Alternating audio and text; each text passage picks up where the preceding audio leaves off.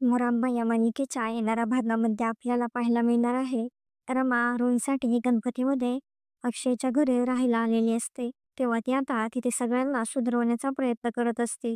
रमा देवधरांच्या घराच्या वायफायचा password change करायला सांगते.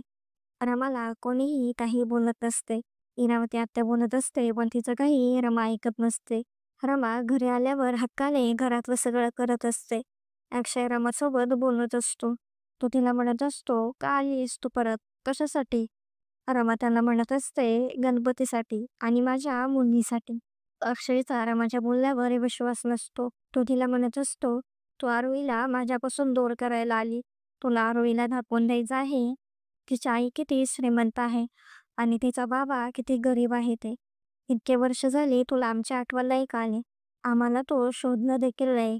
मग आता कशाला आलीस परत? तुला अजून पैसे हवेत का?" अक्षय रमाचं बोलणं काही ऐकून घेत नसतो. अक्षय रमाला हात जोडून विनंती करत म्हणत असतो, "हात जोडतो मी तुझ्या पुढे. निघून जा आमच्या आयुष्यातून. आम्हाला त्रास नको देऊस. आज रात्रीच निघून जातो इथून." अक्षयच्या बोलण्यामुळे रमा खूप दुखावली गेलेली असते. तर आता पुढे काय काय होणार आहे हे पाहणे खूपच इंटरेस्टिंग होणार आहे. तसेच नवनवीन अपडेट जाणून घेण्यासाठी आपल्या चॅनलला नक्की सबस्क्राईब करा.